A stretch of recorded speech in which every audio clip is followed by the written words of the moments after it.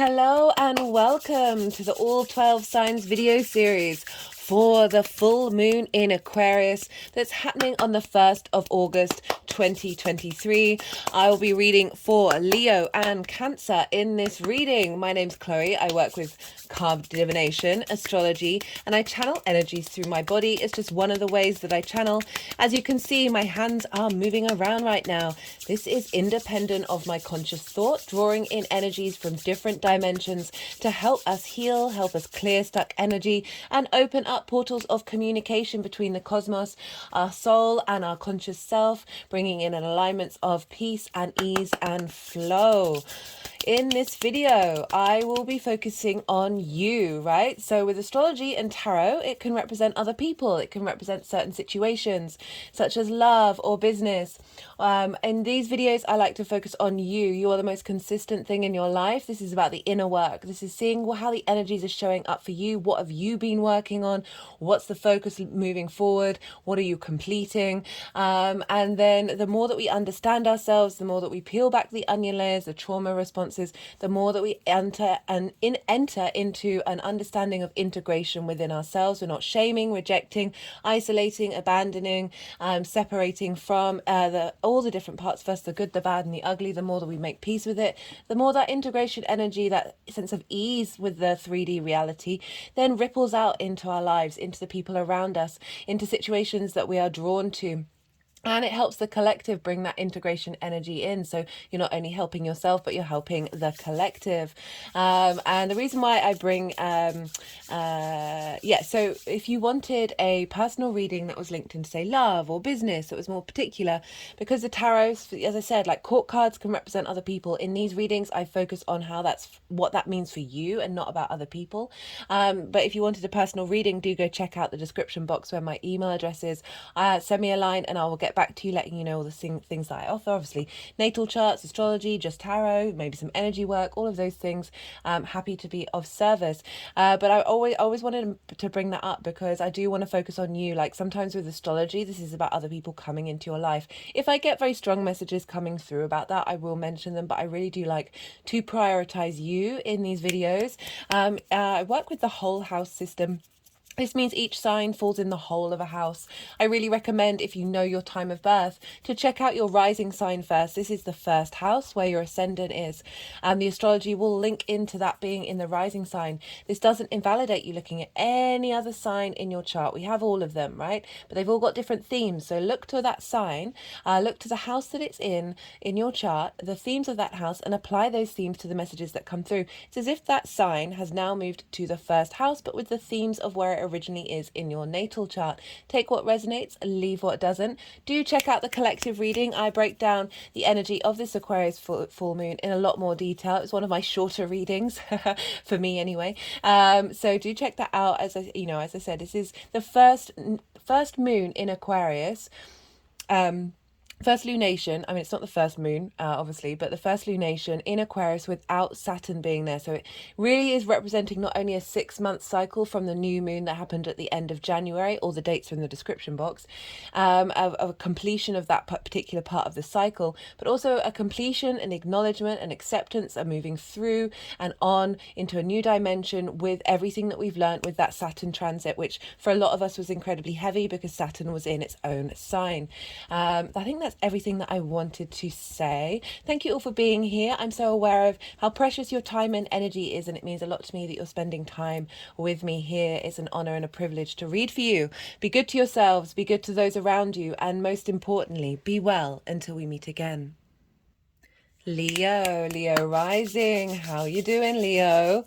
For those of you just tapping into the Leo energy and it's not in your first house, look to the side, look to the house that it falls in your chart, the themes of that house, and apply those themes to the messages that come through. It's as if that Leo energy has now moved to the first house with the themes of your original natal chart. In general, this moon is opposing your Leo energy, regardless of whether it's your rising sign or not. This is an opposition. This is where we need to find balance, where we find where balance isn't, and what we need to do to rebalance. This is a time of acknowledging different energies and how they work with one another without invalidating or mitigating or separating away from them. You've also got the sun in that Leo energy. So this is big opposition energy. This for Leo risings, however, this is on angular houses. Angular houses are 1st, 4th, 7th and 10th. These are pivot points in your chart. They are the power points. They represent the structure of how the rest of the chart falls into place. So when we've got things going on, when we've got transits going on in angular houses, they can show up quite loudly. We're also dealing with a hard aspect, which is an opposition. Hard aspects can be a little bit more in your face than other aspects. So Leo rising, right? You've got the moon in your 7th house. This is opposite your house, the house of self. I'll talk a bit more about that when I get over to the sun, but the 7th house is the house of other, right? So it's the other side of you. When we encounter other people, we understand ourselves, and we also see mirrors in those within us. Full moons are always oppositions, right? So things can crop up in full moons that highlight that where our emotional needs haven't been met, and how we want to build on that, because the whole light of the sun is on the moon. So our unconscious space, our emotional body, our intuition, how we nourish others, how we nourish ourselves, where are our needs being met and where are they not. And so when our unconscious space has got the light and the illumination of the sun, it's very loud. This is often when we see full moons kick off. We got police stations, schools and hospitals get a bit rampant during this time, just because we're all howling at the moon, right? So if you've got anything in your unconscious space that needs to be seen, tends to be when it shows up, as well as a confirmation of everything that you've been doing. So this might bring about triggers. Right, so triggers where you haven't had your needs met, and an understanding, if that does happen, where you might get a bit of conflict, a bit of drama, or at least a little some visualization, some clarity from the sun of what's going on. If this happens and you do get triggered, just be mindful that this is just telling you what you might have missed, right? The little small details that you might have missed out on along your journey, and it's a very helpful tool. It can also bring triggers from the people around you, from your situation, and just bear witness to it and be mindful of it and realize that's it is a tool of wisdom for us, even if it might be a bit difficult. And it can also bring up triggers that may have previously in the past really upset you, and creates a situation where you're no longer bothered by it. And when we walk into those situations with ease and grace and not getting triggered, this is telling your emotional and your physical body that you're comfortable, you've integrated it, and therefore you can let go of that particular life lesson on your soul's journey.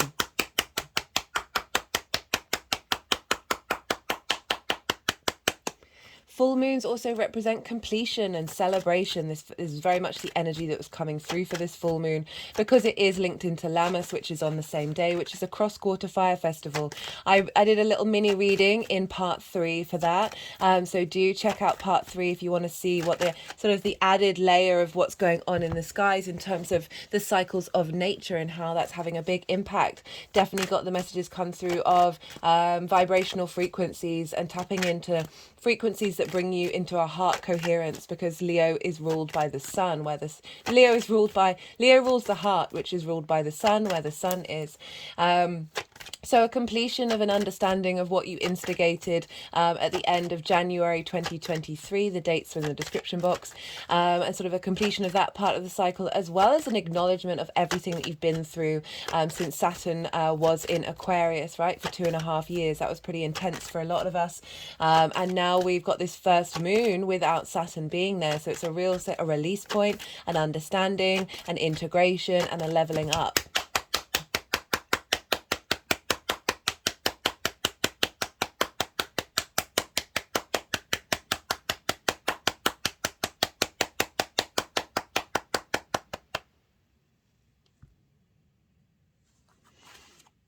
where one of the other messages that came through with the collective reading was where we're going to be getting a lot of downloads, right? That frequency downloads that are going to integrate in our subtle energetic body, from the higher perspective, from the galactics, from we're just getting a lot of support at the moment with this full moon, and it's there's it's a lovely energy that I've been channeling. It was just felt very joyous, felt very celebratory, and it was so interesting to see that that's the energy of Lammas coming in as well.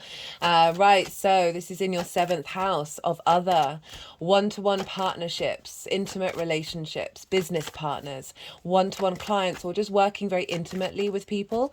This is also your intimate friends, as well as more long-term committed relationships of a romantic level. Marriage was very much linked into the 7th house traditionally. It's also the 7th house is linked into contracts, so it's the acknowledgement of what two people can bring to the party, or what two entities can bring to the party, and a fulfillment of that. There's a sense of dedication with the 7th house.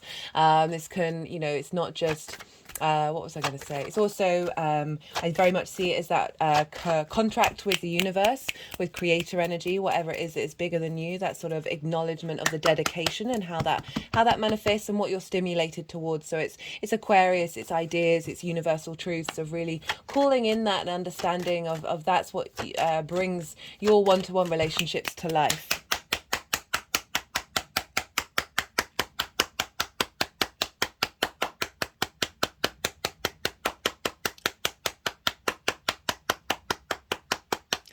So think back, as I said, to January, end of January, if you were interacting with one-to-one people in your life, and whether that's shown up again in the lead up to this full moon. We feel the full moon in the lead up and afterwards. This is a big super moon, so it's very, very close to the earth. So it's really helping bring in galactic energy into our 3D bodies. They've been pretty rowdy over the last couple of days, so the energies, I mean. Completion and understanding of what it is that you need from your one-to-one relationship. Saturn was very much a journey of that, of perhaps bringing up limitations and restrictions in your life that helped you go inward and say, well, no, this is a re-establishment of your boundaries, of what it is that you need from those relationships, and now committing to that. And this is a completion of that particular cycle, of that commitment, of an acknowledgement, and now we're moving on to a new step of engagement with one-to-one relationships.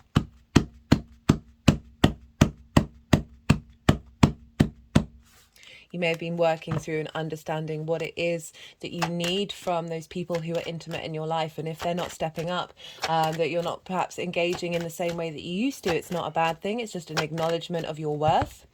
My hands have just gone over my heart chakra, and being able to express that without having that be limited by the dynamics you have on a one-to-one basis with other people. This can be a culmination of, say, in your work environment with a business partner, that you're celebrating something that you've achieved over the last 6 months, as well as maybe spending time with intimate friends or your intimate partners, or an understanding of what it is that you need from them if you're not in that kind of relationship, of feeling at peace with the discoveries that you've made during that Saturn transit that may have been very difficult. This may be a representation of the embodiment of a celebration of who you are in your one-to-one relationships, and that being where your emotional needs have been met by other people throughout this cycle, and a celebration and accentuation of that, and getting downloads in relation to the growth that you've made in order to make new steps moving forward.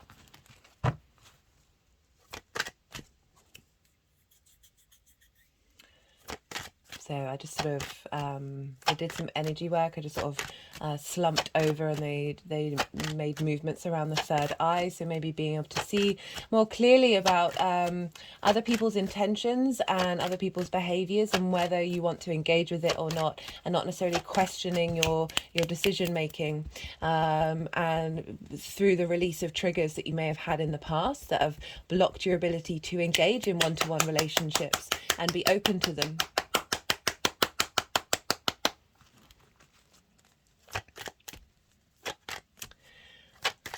Yeah, so an understanding of where your needs have or have not been met, stronger intuition in relation to how you interact with people on a one-to-one basis, a fulfillment of your needs in terms of those one-to-one relationships and a celebration of that wherever you're at in that area of your life, as well as just a deeper understanding and a deeper clarity of the cycle that you've just been on for the last 2.5 years, and particularly from the end of January this year, bearing witness and celebrating the progress that you have made.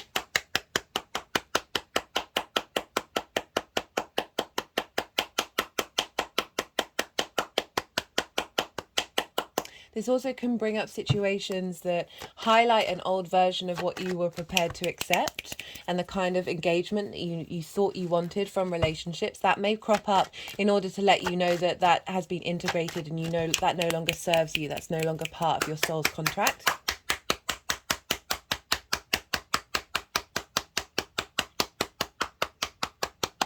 As well as perhaps bringing somebody into your life who matches the vibrational frequency that you've been working on.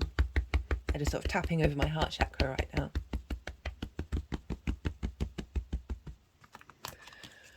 Well, so that's the moon, and that's opposing your Leo energy where the sun is, right? So the sun's in your first house. This is the house of self. This is how you embody your sun or your moon in your actions and your deeds. I'm just going to pause for a second. Sorry about that, Leo. Right, so you've got the sun in your sign.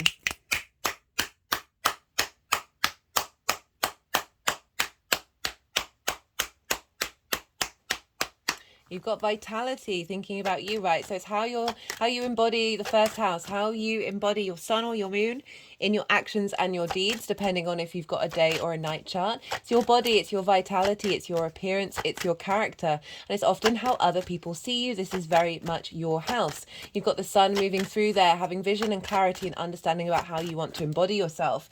Some vitality in your body and being able to do maybe perhaps a lot more things during this time, and a understanding of your character, understanding of what it is that how other people see you. So maybe having a bit more observational skills in the way that you are reflected in the world.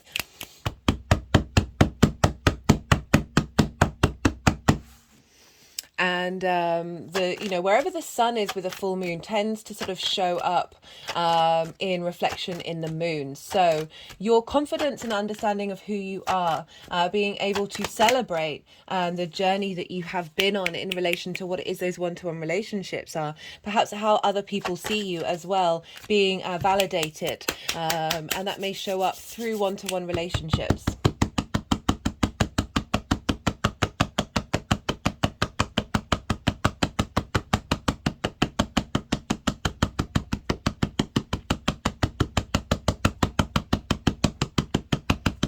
Move this down so you can see it properly. You might be spending time with one-to-one relationships during this moon, and they may be able to see clearly who you are and what you embody, and there's just a feeling of completion and satisfaction with that in that one-to-one dynamic in reflection of who you are. So there may be imbalances, right? So you may have prioritized other people in your life, and this may show up in order to help you realize that you need to give from your saucer, not from your cup, right? You need to shine that light within you and be able to radiate and be and shine that Leo light without fear of how other people may dim that or and how other people may respond to it. So it could be, sorry, I try not to speak so much when they are making noises in this degree, so you can hear me clearly.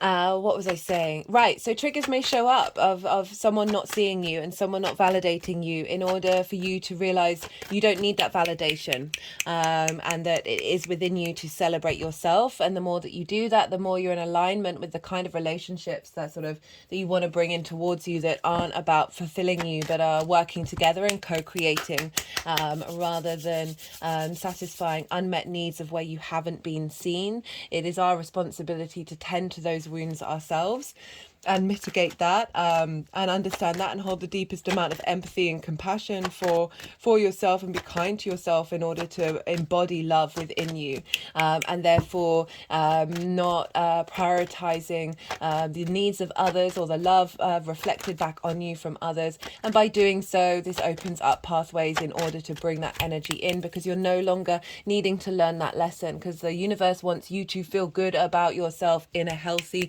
integral way. My hand is now over my heart chakra. Right, what else was I going to say about that? Yeah, so the imbalance. You may have been prioritizing yourself over your one-to-one relationships, and this is coming in and helping acknowledge and give you some energy boost in order to bring that into balance, so they're in harmony with one another. So oppositions, we can seesaw from one side to the other, and this is all about bringing it into balance and being mindful of what your unconscious space is trying to tell you. So I said, this is a supermoon. This is a big deal. So it's close to Earth, so our earthly energies is very much being affected by what's going on with this moon. So there's going to be a lot of reveals, and as I said, this is in angular houses, and so these are big parts of your chart. Right, because we're dealing with Saturn, because Saturn rules Aquarius traditionally, we look to where Saturn is, because wherever Saturn is going to be having an impact on the moon. And Saturn is over in Pisces in your 8th house. This is the house of transformation. This is the house of the outside world's resources, other resources. And so this is often linked into inheritance, cosmic or 3D inheritance. There's a lot of magic in the 8th house. It can be about big money, it can be about loans, mortgages, car insurance, inheritance, all of those things, but also the dynamic between you and the outside world. That's how you express yourself through time, money, ideas, energy, intimacy. And Saturn's going through there, really helping you find integrity and authority in the way that you express yourself with other people, and what you expect back in return, whether you expect anything at all. But that essence of bringing into balance and bringing maturity and strong foundations with the way that intimate engagement of time, money, things, etc., shows up for you, and working through issues of not getting what you need, or giving too much, or thinking that you need things from the outside world at all, because honestly it's all about acknowledging that you have all the resources you need within you that shouldn't stop you from taking action to embody your dreams. And so Saturn's over in the 8th house, which is ruled by Pisces. Okay, we've got 2 5s coming up, feeling like there's a lot of clearing out of conflict.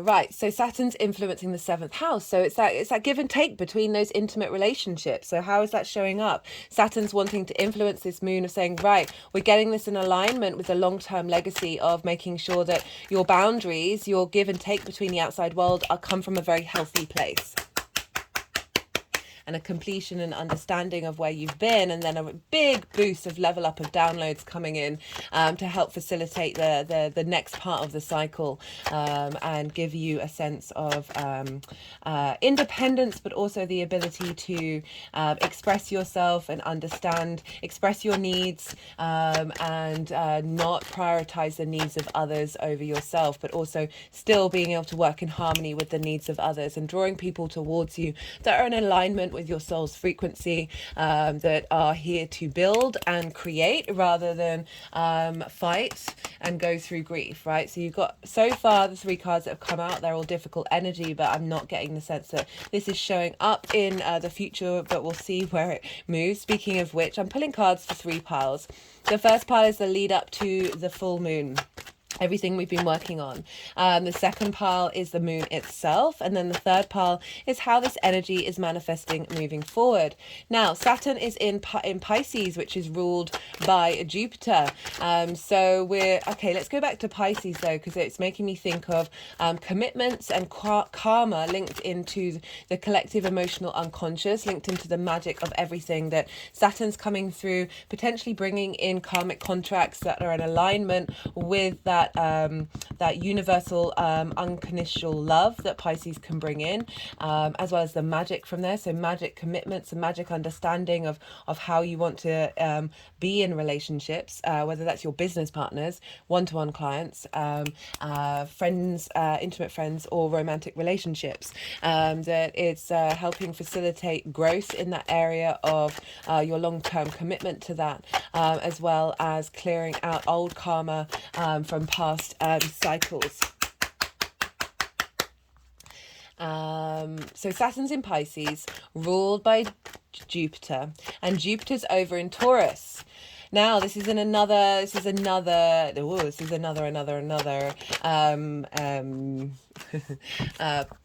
My God, the energies have just zapped my brain. This is another angular house. It's in your 10th house, Leo risings. In general, regardless of whether you're a Leo rising or not, we've now got a square. We've now got a square to your Leo energy. And Jupiter's over in your 10th house of life purpose, career, your North Star, that which guides you through your life, the sort of the direction that you're heading in. And it's also reputation, as well as how the big outside world sees you. Jupiter's there squaring this sun and moon. And Jupiter's wanting to provide wisdom, support, and understanding, a sense of expansion, and through the square energy, this is manifestation energy, between those one-to-one interactions and that intimate reactions you have. And so I'm bringing it into career. The 10th house isn't just about career, it is your life purpose. It doesn't have to be linked around to work, but for some of you it may be linked into your work practice, that it deals with on an intimate level or on one-to-one clients, that there's a more expansion and growth in this dynamic when we're in balancing act between how you embody yourself, those one-to-one people, and your career life purpose. So you're really getting a lot of support from Jupiter that's wanting you to expand and wanting you to find wisdom and opportunities, and a sense of being seen. The wisdom that you have to share is being seen, with Jupiter being in the 10th house. And Jupiter is in Taurus, which is ruled by Venus, and Venus is over in your sign, Leo. If you haven't seen the Venus retrograde series in Leo, I recommend it, right? She retrogrades the least out of everybody, and when she does, she packs a punch, right? She is very powerful. She's steamrolling over a lot of all this other energy, everything apart from the nodes, actually, that she was, but she's a part of that nodal series. So also, I've just finished the nodes in Aries and Libra, so do go check that out. I will talk about Libra in a second. That Venus is ruling Jupiter, so therefore Venus is governing what's going on with Jupiter, which is governing what's going on with Saturn, which is governing what's going on with the moon. And Venus is retrograde. She's starting a whole 8-year cycle that will kick off on the 7th of October when she finally leaves her shadow. And this is a reevaluation of you, a reevaluation of your embodiment of self.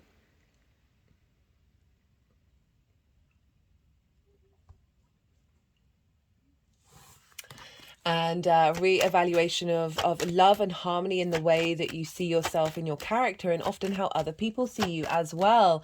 So she's influencing Jupiter of saying, hey, we need to get this career stuff, we need to get this life purpose stuff in alignment with the values of which you want to express yourself, right? In alignment with you and your needs.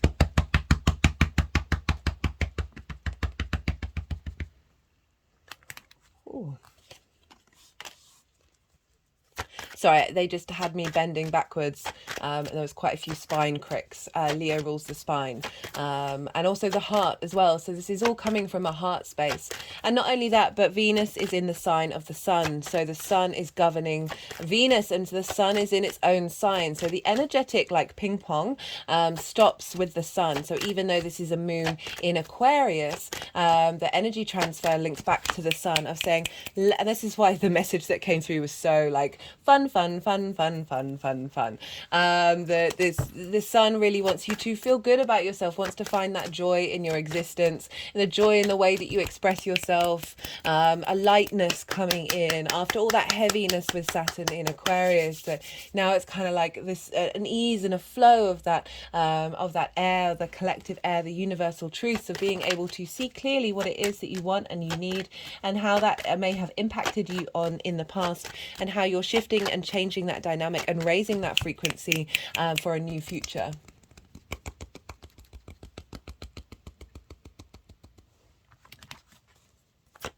Venus is retrograding though, so we will be revisiting and going over this energy, and so there's a sense of being playful during this time and trying things out and not necessarily committing to anything, but still we're getting a lot of downloads for our future from this moon, which I don't feel are going to be impinged by this retrograde. Only we're going to have more time to understand them and go into depth with them during this opposition of Venus to that Aquarius energy. So a real reevaluation of what it is that you need from your relationships, whether you're in one or you want one or you don't want one. It's still a reevaluation of what they mean to you. I always try and say, don't limit yourself, don't put yourself in boxes. You may have a certain idea of who you are and what you want, but always question it and be open to changing your mind and working out what it is that you truly need.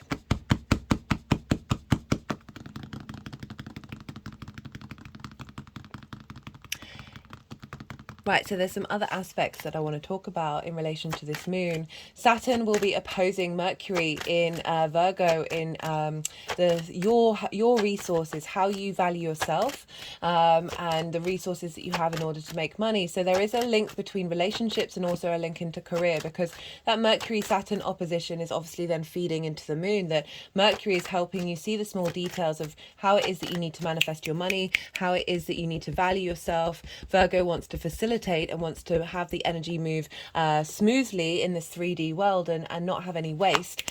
So Mercury opposite Saturn is saying Saturn's the long-term picture of the give and take between you and the outside world's resources. And Mercury's over there saying, okay, right, I'm going to figure out the details in relation to the big plan. And this is potentially where the downloads are going to come in as well, that not only impact those one-to-one relationships, but also in terms of how you value yourself in those relationships, whether they're work, friendship, or business. But it is also going to be up there sort of trining Jupiter. I mean, it's not an exact trine, but there's a trine there, and so we've got support with Jupiter of knowing this felt sense of where it is that you want to be heading and not necessarily having the small details. But Mercury coming along, it will be trining later on in the week, that before it goes retrograde, that it's then going to activate this ability of this knowing, this deeper knowing, because you've got more confidence in the way that you express your resources, right? The way that you communicate. Mercury rules Virgo and is in exaltation and domicile when it's in Virgo, so it's very strong, and that's having a big impact on, okay, right, how do we get the movement, the flow of the bigger picture of Saturn, and that's feeding into the downloads that come in with this moon, of like helping us with those details.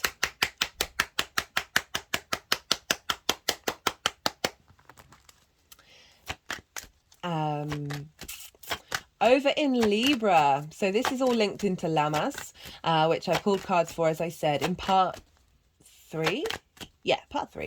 And this is a cross-quarter fire festival. It represents a completion, an acknowledgement that the harvest is coming in. This is the beginning of the harvest over the next couple of months, and seeing all the fruit is, I mentioned in another video, I'm very lucky to have a fruit tree in my back garden, apple tree, and they've just started falling off the tree, which means that they're slowly getting ready to be harvested. It's sort of an acknowledgement of the bounty. You still got to put in some hard work, but it's still a celebration of the abundant earth energy,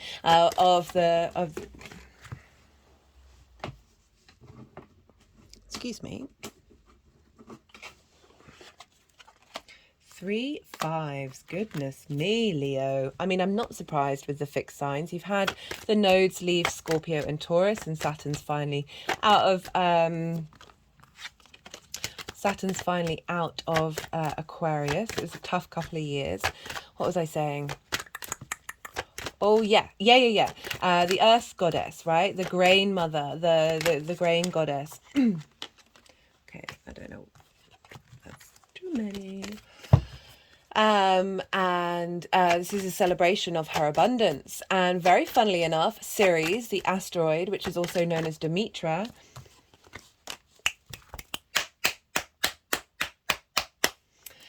is trine this moon, and she's over in Libra, where the South Node is, providing abundance to the moon, our unconscious space. Like she's facilitating the way that we communicate. The way that you feel good about yourself in your local community. Do check out the nodal series if you haven't seen it. The South Node has just moved into Libra. So we're getting a lot of nourishing support in understanding and the abundance in the way that you express yourself, the messages that are coming through in lots of different ways of communication, finding social harmony in the way that you're prioritizing yourself while still being able to be in your flow with other people and being comfortable being yourself, right? Aquarius is very the sort of oddballs of society. They're usually on the other side of the cultural norms of exploring the future, and so really being able to embody this in the way that you communicate. With this trine with Ceres, a trine is an aspect of Jupiter wanting to provide elevation, wisdom and expansion in your understanding of what one-to-one relationships mean and how they show up for you, and a sort of celebration of your understanding of that, and your ability to move through that with a bit more ease and a bit more grace. Right, is that everything that I wanted to say? Vesta, the asteroid, is over in Gemini. She's also trining the moon as well as trining Ceres. Vesta is about devotion and dedication. What are you tending to in your hopes and your dreams? This is in your 11th house. Your friends, groups and alliances as well. And really, it could be that friends are showing you love and acknowledging the devotion that you may have put into whatever it is that you're doing in your life, as well as Vesta tending to those hopes and dreams that are getting an alignment of where have you leveled up with your one-to-one relationships, and how has that affected your communication, and bringing that all together to facilitate your ability to speak your boundaries about your needs and your hopes and your dreams to one-to-one people. I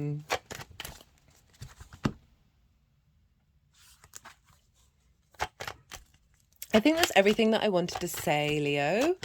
Look to where your Saturn is in your chart, because wherever Saturn is going to be having an impact on Aquarius.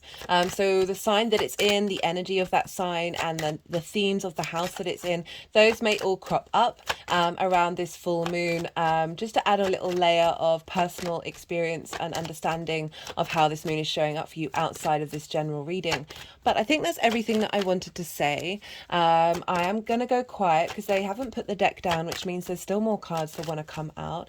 You've just had the Yang Day side of it. Oh, speaking of which, this is a Yang Day energy. You are Yang Day in nature, Leo. So this is there's a lot of movement. There's a lot of activity with this full moon, a sort of acknowledgement, a very present awareness.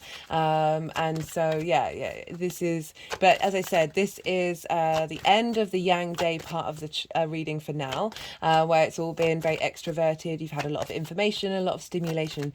Now is the action time. We need our action day, and we need our rest and night. So this is I'm going to move into the yin night side of things, where you're going to let all that information just settle and digest, soften your mind, allow your intuition to come through to see what's popping up for you, Leo, and for your own personal experience. And then once they've put the cards down, they'll want to do some energetic work, and they'll want to move the cards into the 3 piles. So this is one of the reasons why I go quiet.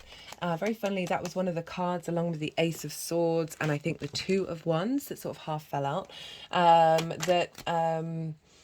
What was I going to say? Right, so I find it a little difficult when they're moving the cards around to channel, I think, and talk at the same time. So I go quiet and we'll let it all digest and rest, and then I'll come back round, and I'll integrate the tarot with the astrology.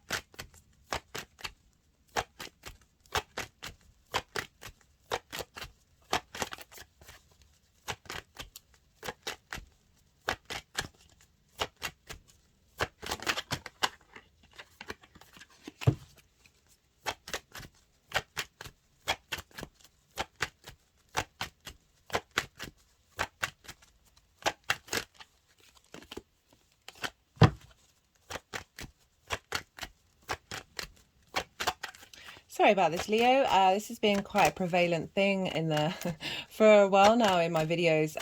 My astrology is very much linked into there's some delays and blockages. It's involving Saturn and my Sun. I've got a Virgo Sun and Saturn is opposing it right now, and I've definitely noticed since these transits that there has been blockages with the connection of the give and take of the yeah. It is what it is, just got to work through it. Saturn often brings up tests in order to see, are you committed? Are you really committed, even if things aren't going the way that you'd like them to? So do bear with me while they haven't put the deck down. So there's obviously something that wants to come out. It's just taking its delayed time with that Saturn retrograde. You've got to laugh.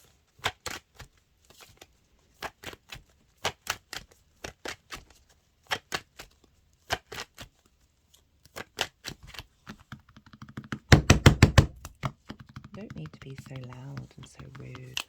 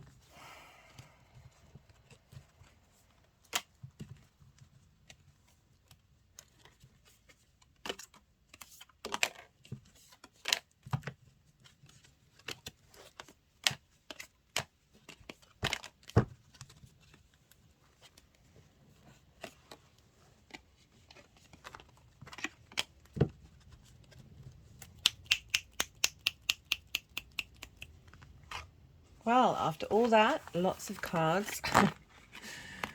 Ay, ay, ay.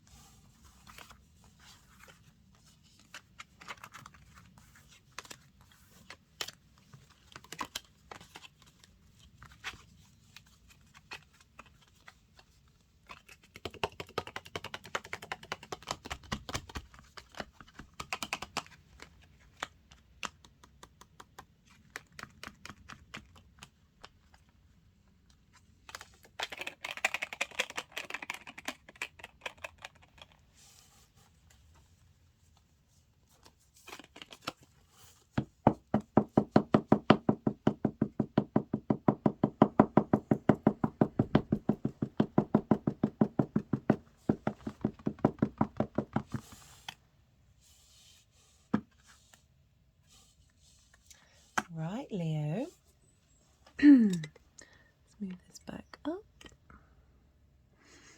Maybe zoom a bit in. So, got a lot of cards, so I'm going to try and get through this quite quickly because after all of that, half the deck wanted to come out. Okay, so the lead up to this, I'm not surprised with angular houses, right? Especially because we're working with that, it's bringing in that Saturn in Aquarius transit as well on an angular house. It's also, so I'm just going to pause for a second actually. Okay, Leo, I just wanted to pause and hydrate before kicking off into all of these cards. Okay, so a lot's been going on, right? We've got the Ten of Wands, the Five of Cups, so burden, passions being heavy, right? Holding a lot of weight, like that thinking of the sort of the intimacy and the expression of self just being a bit of a laborious task that you can't quite see the end of. Like there isn't that release of feeling safe and feeling comfortable. There's the things being hard work. We've got grief. We've got loss, the acknowledgement of that which hasn't worked, that which has been the cups that have fallen over. It's a very human experience to have, but sometimes we can hold on to it. I mean, we tend to hold on to lots of things. We've got conflict. We've got potentially your mind being a bully, or people in your life, one-to-one relationships being the more dominant factor in or you're being the dominant factor in that space where potentially not finding balance in those one-to-one relationships. And the support, there's very little support in these cards. We've got the Five of Wands, so we've got 3 5s. So that's a lot of change, a lot of growth is being done, but it's through having to acknowledge difficult dynamics, through working out, okay, what is it that you want? How do you want to embody this? We've got the Five of Wands. This is kind of like chaos energy. Nothing's getting anywhere, right? So whereas the conflict energy, oh sorry, I thought I'd forgotten I'd moved it back up again. Whereas the conflict energy of the Five of Swords, there's a sort of a definitive boundary between the self and the other, and a separation. This is like they're all duking it out with one another, and there isn't a movement, there isn't momentum here. We've got two twos as well, so this is a lot of duplicates coming in with these cards. We've got the Two of Pentacles, which is survival mode, like of being constantly needing to keep going, but not being able to dream or hope or fantasize or imagine something outside of the need to survive or the need to keep going. We've got the Two of Swords of not really being able to make decisions that or perhaps other people have been making decisions for you and have been blocking your ability to express yourself as an individual. All that's loads, right? This is a lot of the very difficult cards.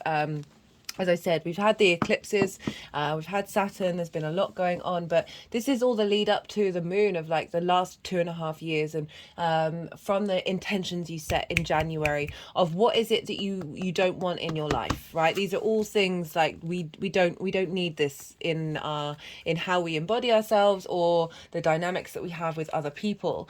And the reason why I say this feels like these are the intentions that you set of what to let go of, or certainly energetically this is what you've been working through, whether it's conscious or not, because we got the Temperance card in the Chariot. The Temperance is about alchemy. It's about refining every part of you, and in doing so becoming whole and being able to create magic. If you see here, the water is in fact flowing up into the cup. It's like defying what you think is real, right? Defying what are habits, what are trauma responses, what are limiting beliefs that feel like a valid version of reality, but in fact there's another way of working with it. And the Temperance card showing up and saying you've been working on it, you've been working on, okay, they're just sort of hitting my forehead. I love it when that happens, around the temples and to the third eye. You've been doing that work. You've been doing that work to instigate that sense of cultivation of self, right? The inner work and how you respond to other relationships and how they respond to you, and where those root processes may have come from. And it's been crowned by the Chariot. This is the Cancer card. You have the Cancer in your 12th house of those unconscious space, those trauma responses, those limiting beliefs, and so much of our love language with those intimate people in our lives, the way that we are one-to-one with people, come from situations that happened in our very early years that then form our way of communicating with other people, with engaging with people on a one-to-one basis. So this is also the victory card of saying you've come out the other side of working through a lot of these things. The Chariot has a lot of symbols from a lot of the other major arcana. We've got the crown of the Empress, the wand of the Magician, the moons, and the black and white pillars that are now sphinxes of the High Priestess, as well as the yin and the yoni and the wings of spirit that represents the lovers of, like, you have all the resources you need, right? An acknowledgement that you're embodying that you've got the stars, you've got the astrological and alchemical symbols, that having gone through this work of temperance, of being patient and working through things bit by bit, you're now confident. This is the victory card of moving through the world with ease. You see here, there aren't any reins. This figure isn't controlling the situation. It is in flow with its environment, and it's feeling incredibly confident. Regardless of what situation comes up, the good, the bad, and the ugly, of not losing yourself in interactions with other people. Right.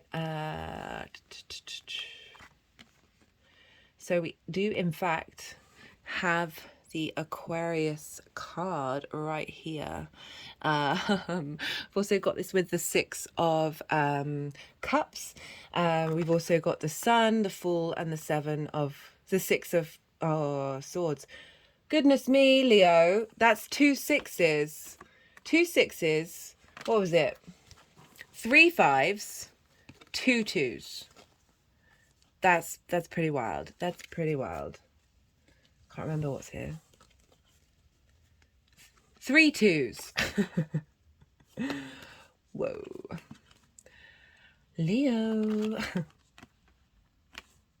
So this is the moon itself. The Aquarius moon itself.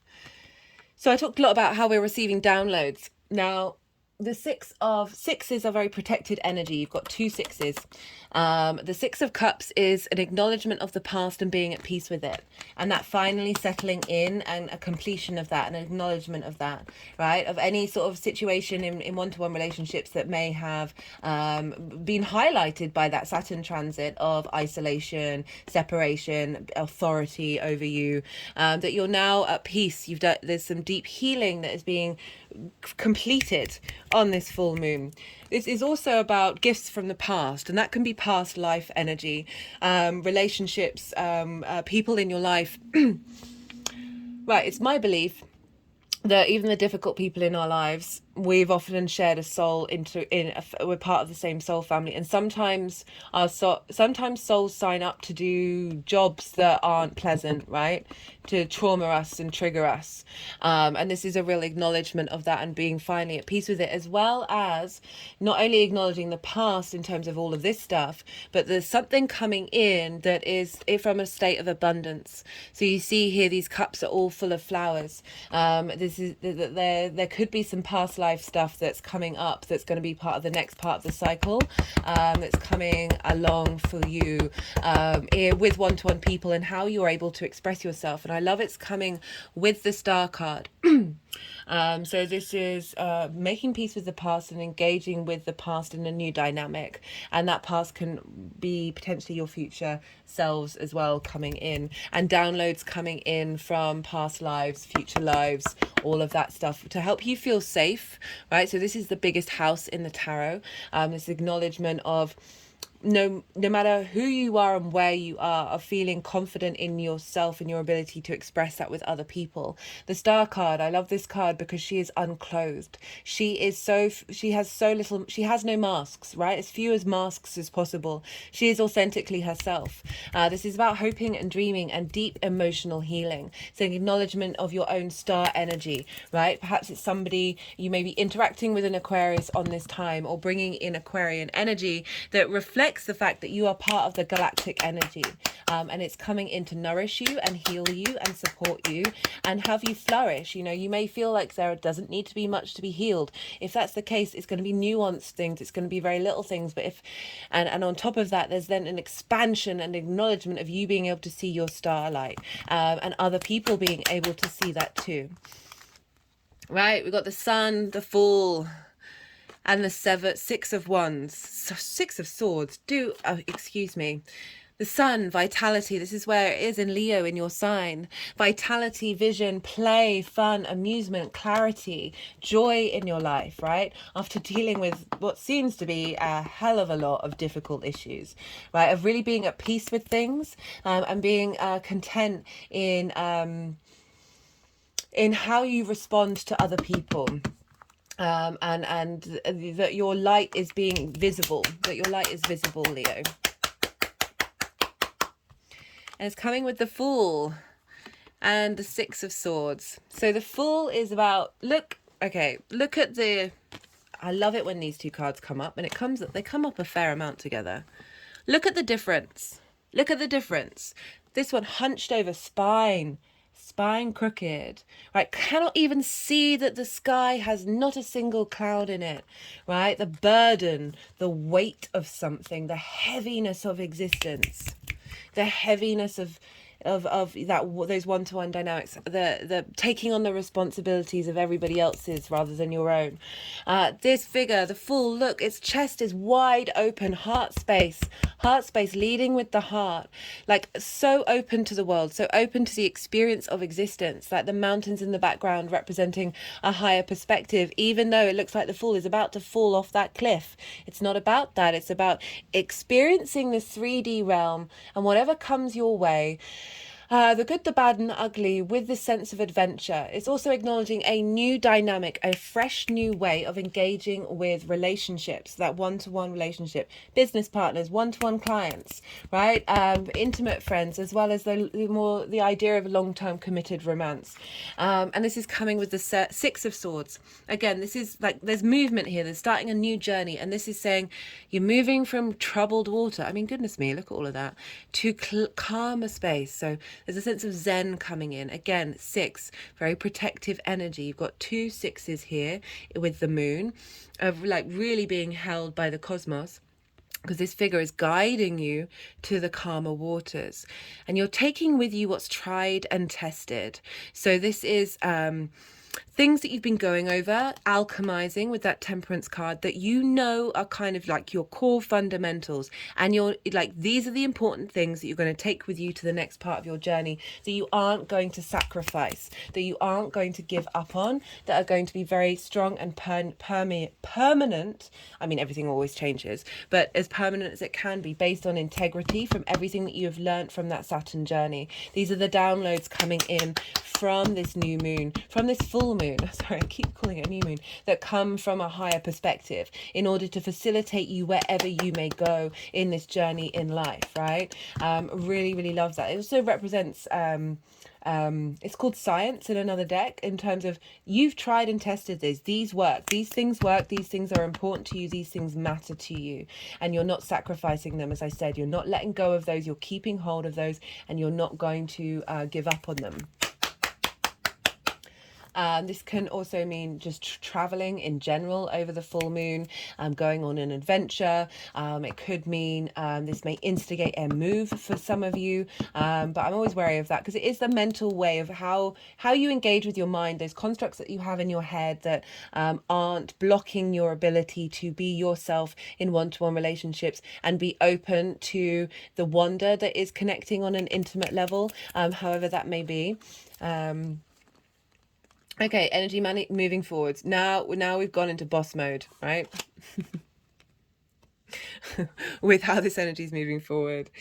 We've got the Two of Cups. We've got the Two of Cups with the Page of Wands.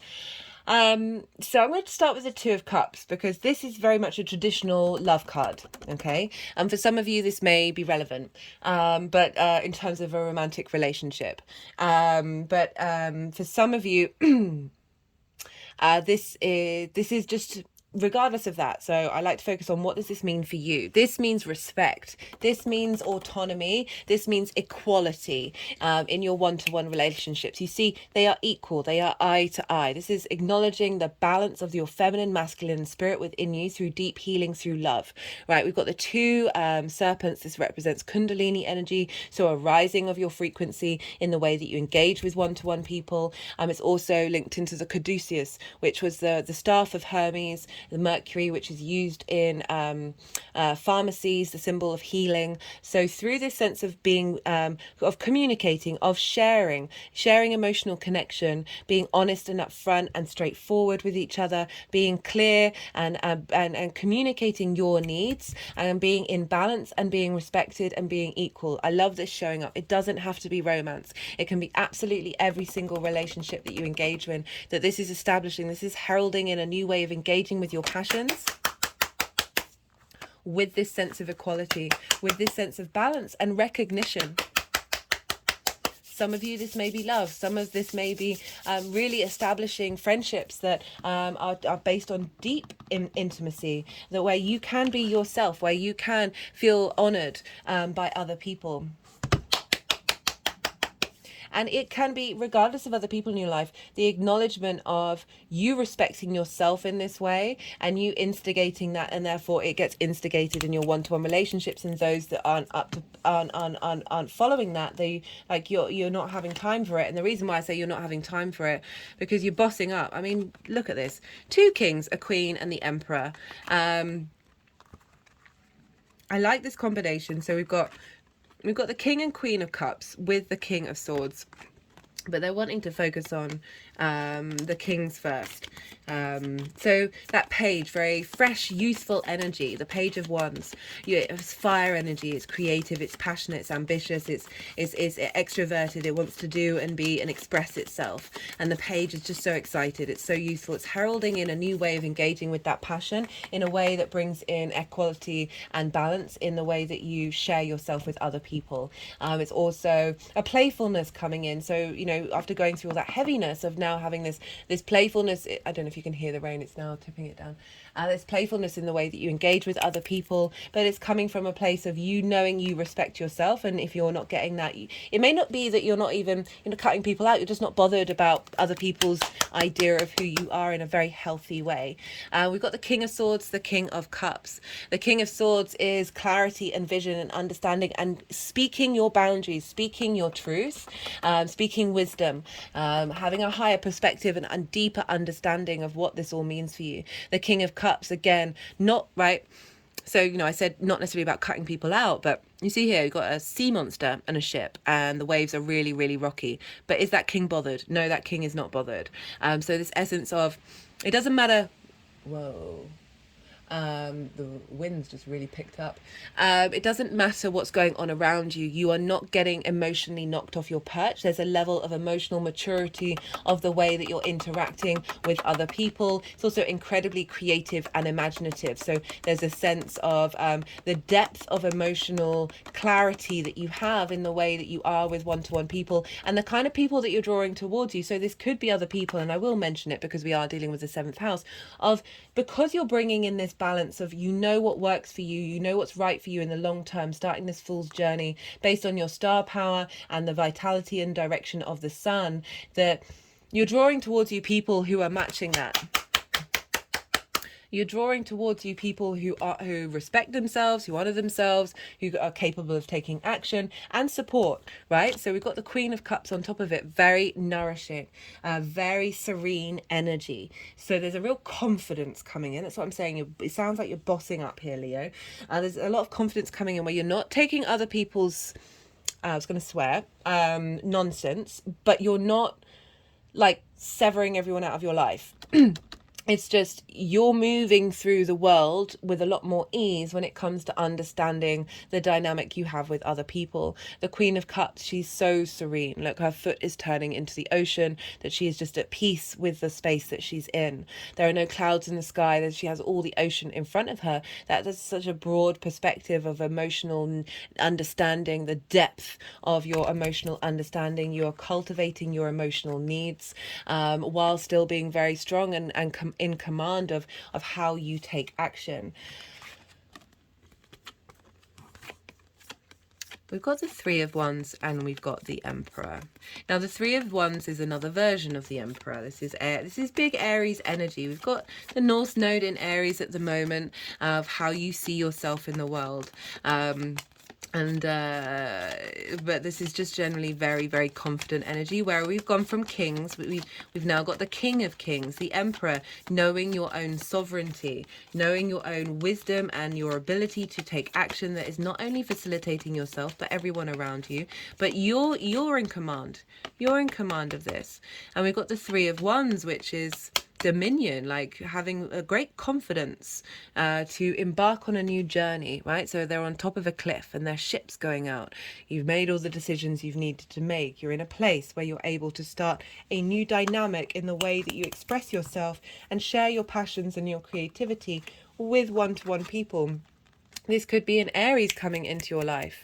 This could be someone with Aries energy being very dominant in your future. I say that very lightly because obviously that's not going to resonate with everybody, but just generally you feeling very good and very in command, and starting a new adventure with this sense of, as I said, that inner divinity of Aries, that clear confidence that's coming in after this completion of a very intense cycle. You know, whereas the kings aren't going to waver, the Emperor is really not going to waver of what's coming in, and you just being very able to hold your space. And it's Aries energy, and Aries really likes to embody from its own personal experience of you being able to do that. As I said, like sometimes with the 7th house, we prioritize other people's needs over our own, but this is really saying that that's just not the case anymore. It doesn't mean that you don't facilitate and nurture other people, but it's not in sacrifice of your experience and the way, yeah, it's not a validation of being selfish or being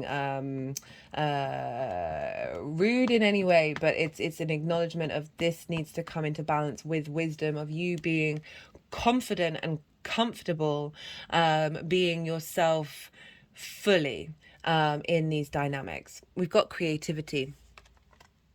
So you've had to get creative with your processing of of all of this energy as well, of finding ways outside of survival mode.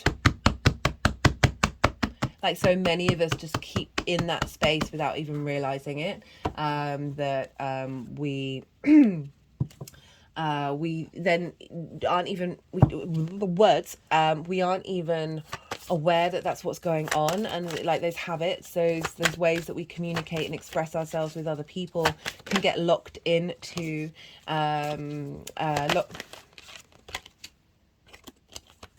locked into okay, these decks today. Locked into formats and patterns that well, it can be very difficult to break out of.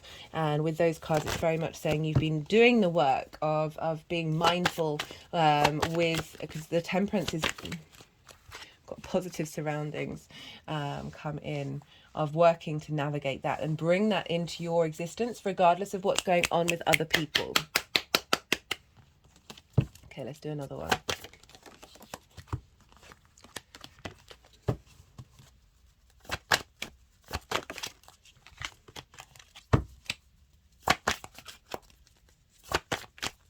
This is got the Past card. Let's keep going with that one. This is the First Light Tarot. This is a mixture of major arcana, question cards, statement cards, keyword cards. Goodness me, the energy in my body right now is wild. No, not half the deck. Not half the deck. Thank you very much. It's just like, it doesn't even feel like electricity. It's just this intensity of almost like a bit of like a wild card energy going on, where it just feels like there's a lot of static going around, a lot of different energies wanting to come through. We just want the one card. Thanks.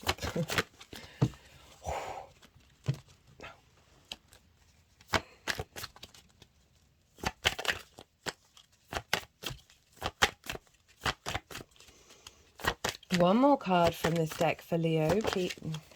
Let's go back to the other one, because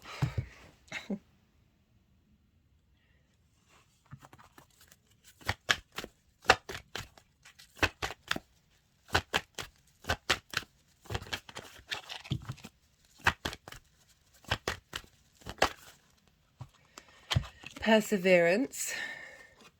You've persevered to give yourself positive surroundings, to find the love and clear your energies. With all of this, you put in the hard work. You put in the hard work to bring balance and harmony and equity, equality into your life. And yeah, there's a sense of dedication here. Right, but that's still in the past. So let's see what cards want to come out for the other side of this full moon for Leo. We've got health.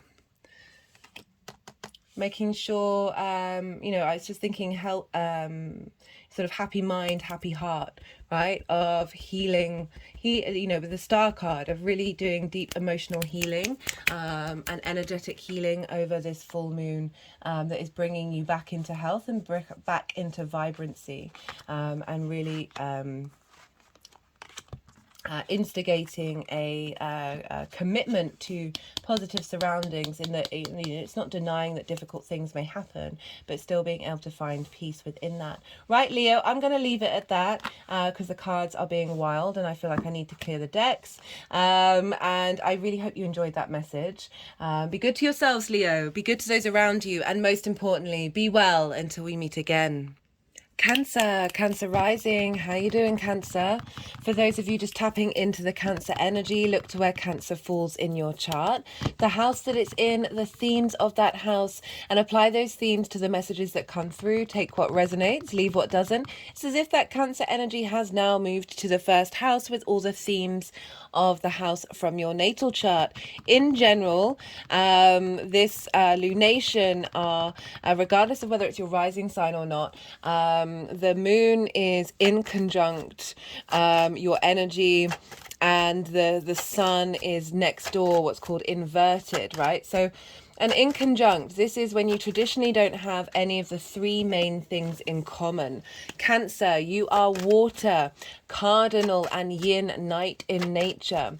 Aquarius is air, fixed, and yang, day in nature. So this can be a little bit within conjuncts. It's just a matter of working out that even if you've got nothing in common, this is when the magic comes in. This is when you can bring all those different themes together in one place and find a way of working together. This is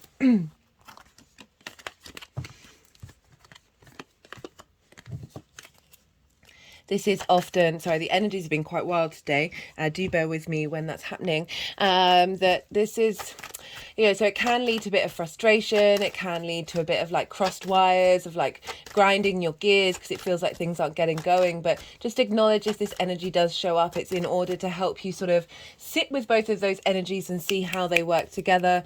And, you know, as I say, like this is more maverick thinking rather than going with what feels comfortable, and that's what feels normal. So the inverted energy where the sun is, this is you're next door to one another. Your Leo's are Leo follows Cancer, and so I do apologize. The energy in my body today has been quite wild, and so just got to roll with it. So there might be moments where I go quiet just because I'm readjusting and letting that energy flow through me. Right, so Leo follows Cancer. This is what's called inverted. You're next door to one another. Imagine sitting next to someone, but you're both facing forward. You don't see each other. You don't have a clear, direct line of sight of communication, but you can feel that that person's there. There's a lot going on the subtle energetic field that is just as powerful as any other major aspect. But I do want to let you know that, you know, this is the energy that's floating around for you, that isn't necessarily as straightforward as perhaps some of the more traditional aspects. Let me just move this down a little bit so you can see what's going on. For Cancer rising, this full moon in Aquarius is happening in your 8th house. As I said, this is in conjunct your Cancer energy. And so the 8th house represents the outside world's resources. This can be the give and take between you and the outside world. It's the house of transformation. There's inheritance linked into 3D or cosmic inheritance. It's linked into mortgages, loans, car rental. There's sort of big money that come from the outside world. There's the intimacy between you and other people. This is time, money, things, ideas, passions, intimacy. As I said, like this is like how your relationships show up and the give and take between you and the outside world, whether you give too much or take too much.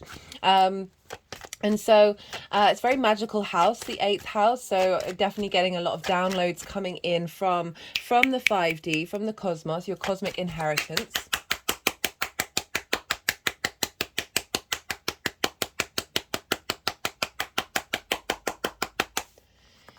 It's a very sort of higher mind energy. It's the collective air sign. It's about universal truths as close as we can get to them.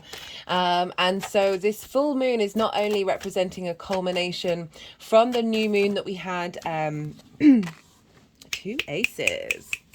From the new moon that we had at the end of January, the dates in the description box, where you may have set intentions, conscious or otherwise, in regards to how you want to interact with the outside world, what's important to you, making sure that's in balance. And I often find with the 8th house that the 5 of Pentacles shows up because it represents, and I think I remember this coming up when I did the Saturn transit video when it moved into Pisces, or perhaps a moon when it was in Aquarius before, that the five of Pentacles came up, and this is like feeling left out in the cold, feeling abandoned, and that Saturn transit would have definitely have felt that way. That it's about, with the 8th house, I always say, look to yourself for the resources that you have, rather than letting the outside world block your ability to do what it is that you need to do. As I said, finding balance between the give and take. Sometimes we can take too much, sometimes we can give too much, and we need to be in balance with this. So a big sort of culmination of everything that you've been doing since the end of January 2023, as well as a culmination of that Saturn transit, because this is the first moon in Aquarius without Saturn being in that sign. So there's a relief here, there's an understanding of everything that came before, of what you've been working through, and now there's a culmination of that, right? Full moons can bring up triggers. This is because the full light of the sun is shining on our unconscious space. So we're getting clarity in that unconscious space. So any unmet needs, any trigger responses, trauma responses that need to be worked on can show up during this time. This is often when schools, police stations and hospitals get a bit rampant, when we're howling at the moon. And this is a super moon, so it's really close to the earth. So it's really bringing up a lot of our earth energy, as well as integrating downloads from the cosmos into our physical 3D realm. They're just tapping over the heart chakra.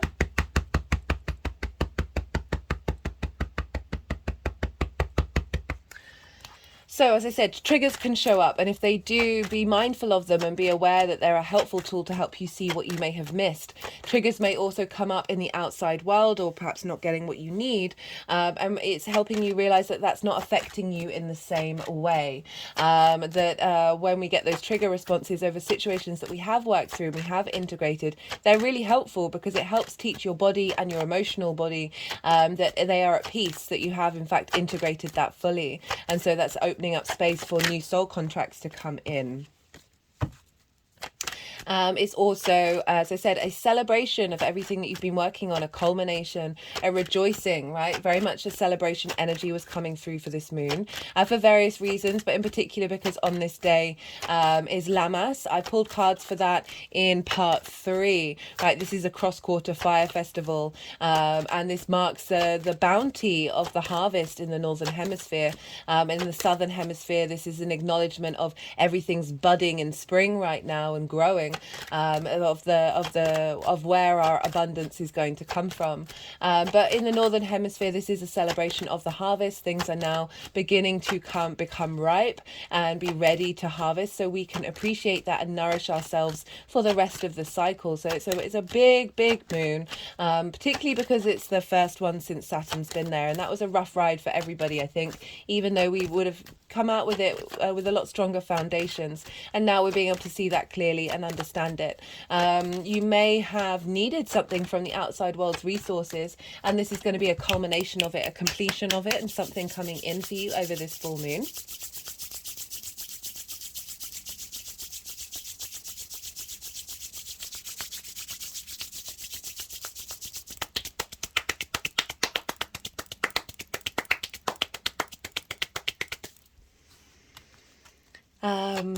Right, so that's where the moon is in Aquarius, and obviously we've got the sun over in Leo opposing this. As I said, with oppositions, with full moons, we can be out of balance of one side or the other, and when this happens, this is just to help you. Whoa. Okay, Cancer, what's going on here? Powerful cards coming through that we may have tended to one side of the chart or the other, and that can highlight it over the full moon, or highlight the fact that you've brought things into balance. So the sun is in your second house. This is the house of your resources. This is the things that you really care about and put value into. This is how the tools that you have in order to make your money, and how you manifest. This is also, most importantly, how you value yourself. My hands have just gone over my heart chakra, and that's usually what I like to prioritize, because the more that we value ourselves from a true, authentic place, the more that those other things ripple out from that vibrational frequency. So the sun is there, and often where the sun is in full moon sort of bring in that area of our chart to help acknowledge the completion of what's going on in the full moon. So this is how you value yourself. The sun is moving through there, helping shine a light on your value system, helping shine a light on the tools that you have and how you're able to manifest. There's vitality, there's clarity, there's an upgrade from the sun happening, and we get that once every year.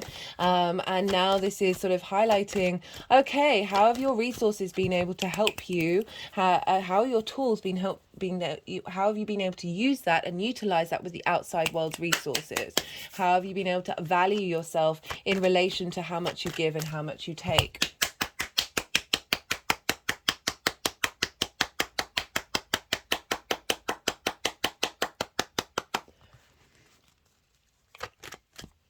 And really highlighting the completion of that balance.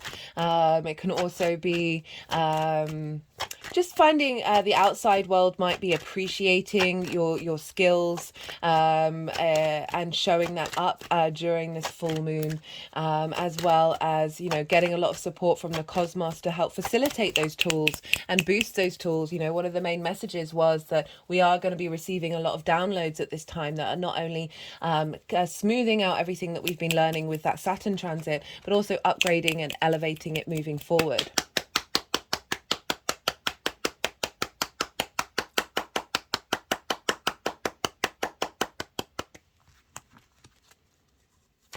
It can be a completion of understanding what it is that you want to give and take between you and the other people in the outside world. And with that completion, you then integrate that into the next cycle, to the new moon that we'll have next year, and really be able to work on that, because it's been illuminated to you. Sometimes we've done all the work and we don't quite see clearly just how much we've done, and these lunations can really come along and really help redefine that.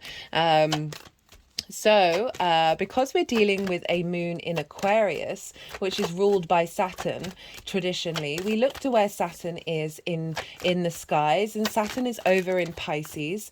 And so this is trining your Cancer energy.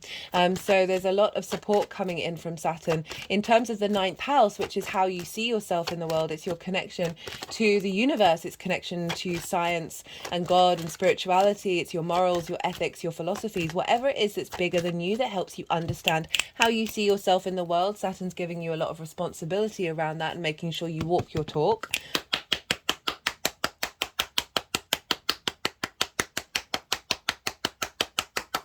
And with that trine to your first house, there's a lot of free flowing energy. So unlike the inconjunct, trines have two things in common with one another.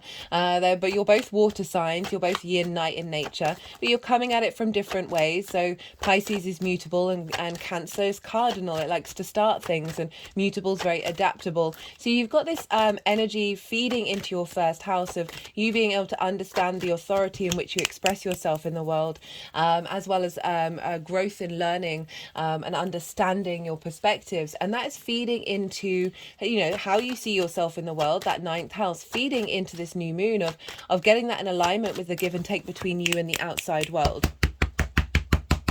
And you and the cosmos as well. Like it's not just 3D interactions, it's 5D interactions as well. Getting a lot of downloads. I really recommend listening to music that you really love, being on good frequencies. It's not a pressure to do that, but it certainly can help amplify the energy. I never like to limit people by suggesting things. You do what's right for you over this full moon. But definitely Aquarius is very much frequencies, messages coming in on the air, that sort of thing. Right, and Saturn is in Pisces, which is ruled by Jupiter.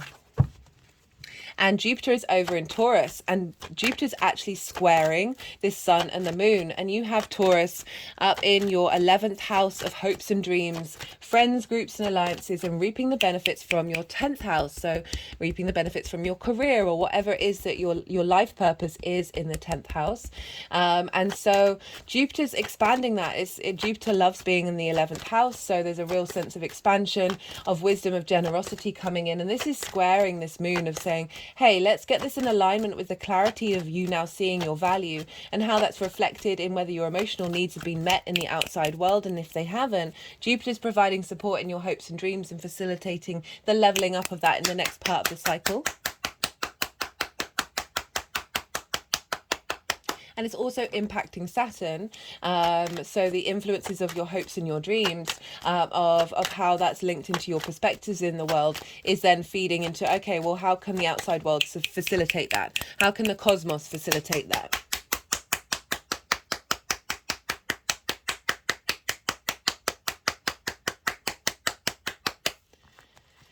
And Jupiter's in Taurus, which is ruled by Venus. So whatever's going on with Venus is impacting what's going on with Jupiter. And so Venus is over in your second house with the sun. She's she's retrograde. If you haven't seen that retrograde series, I do really recommend it. She retrogrades the least out of everybody. So when she does, it's a big deal. This starts an 8-year new cycle in this area of your chart of how you value yourself from a heart space. And so that influence of Venus, who's revisiting and going over a lot of territory in that Leo realm, that she's really helping Jupiter understand where she's headed and what she's doing and what she wants for the next 8-year cycle for you. And that is feeding into your hopes and your dreams, your ability to manifest them in a way that operates from a heart space that is based on you truly valuing yourself, which then helps impact how you see yourself in the world, with Saturn being in the 9th house, and therefore how the world responds to you.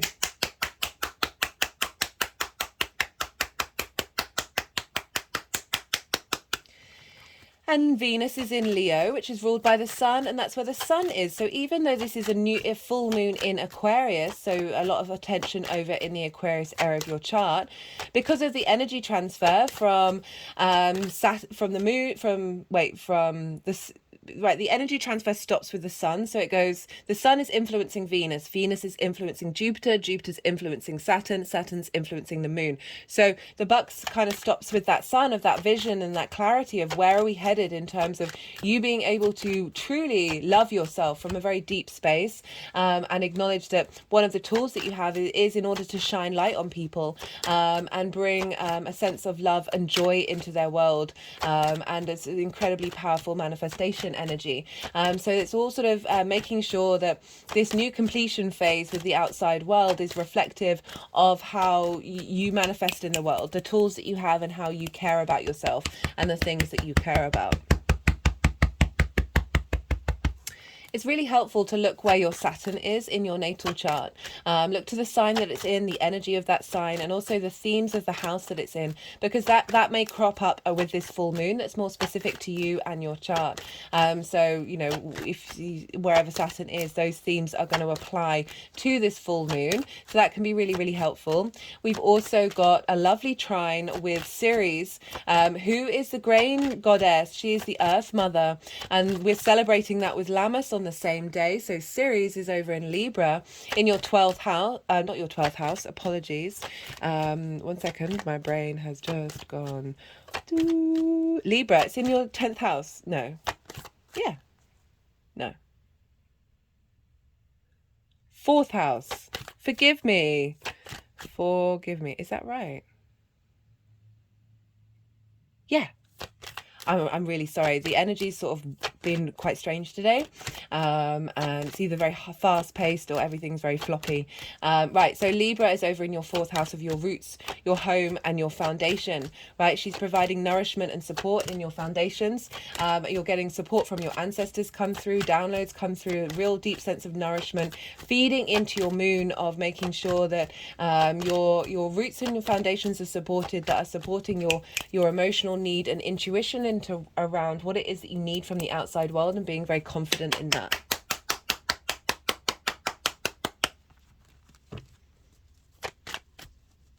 This is also with Vesta over in Gemini, which is your 12th house, your hidden house, your house of mysteries. This can be a difficult house.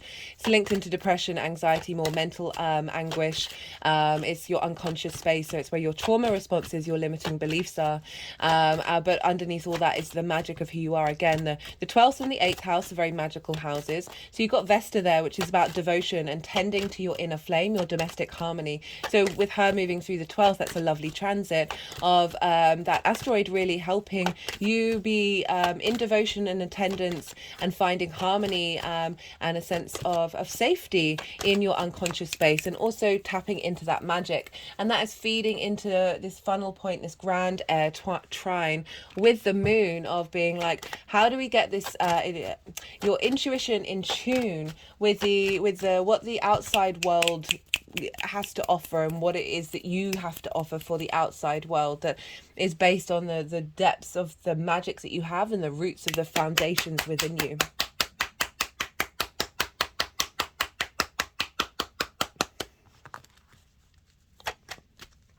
Let's go back to Saturn, because Saturn, the only real aspect that Saturn's making on this day is with Mercury, and this is an opposition with Mercury, and Mercury's over in Virgo, how you communicate. It's your local environment. It's the house of the goddess, where you bring your big picture philosophies over in the 9th house into your day-to-day, and in bringing meaning into your day-to-day, and how you express that, how you express the origins of what you are and what you want to communicate. And so Mercury being there opposite Saturn is finding out the details for the long-term plan, and this is feeding into of how you express yourself with the ability to bring flow and ease and harmony to the 3D environment. Virgo is often linked into editors and engineers, of like figuring out the things that aren't working and clearing them out, so there's flow, right? It's also very healthy, you know, Pisces and Virgo are very much in service, and so that opposition is Mercury in its own sign, and also in its in its exaltation. So Mercury is raised up high. It's the only planet that has its exaltation in its own sign. So it's very, very powerful in the sign of Virgo, helping you really work out the small details in the way that you express yourself, that is based off of this long-term legacy of Saturn over in your 9th house, of how you see yourself in the world and being able to draw your perspectives into the way that you communicate. And that is all feeding into the 8th house of like the support you're getting from the outside world, the ability to move around in the outside world, that comes from an understanding of how that communication works and how you're able to move through the world with a bit more ease and a bit more grace. based on your understanding and confidence in the way that you communicate. Mercury's going to retrograde in Virgo, which that will be the next transit series that I do coming up after this lunation. I think that's everything that I wanted to say, Cancer. You are also ruled by the moon, so we can't forget that when we have lunations, they're always going to have a bit more impact on you because it is one of your rulers. It rules your rising sign. It all depends on your chart what other rulers that you have, but that's a predominant one. And so this moon is going to have a bit more of an impact on you. You may find yourself spending your time with other people, doing different, going out and about in the world, and tapping into the resources of the outside world and finding that it's maybe perhaps in a bit more balance and a bit more harmony. And not only are you getting what you need, but you're providing, you're paying it forward by what you give to the outside world. It may be that there's a completion of something where, I try not to focus on the sort of money side of it, but certainly something coming in that is providing you support. So let's focus on the 5D, right? Definitely downloads coming in to help facilitate the vitality of your resources and what it is that you have to offer.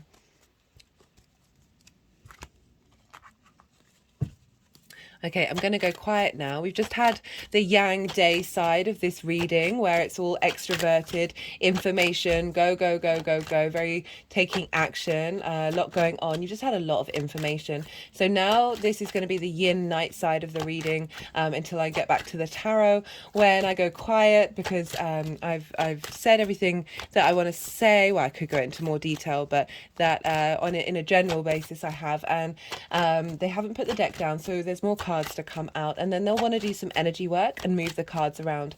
And I really struggle to be able to talk when they're moving the cards around because I have to soften my mind, so it's difficult for me to channel, think and talk at the same time.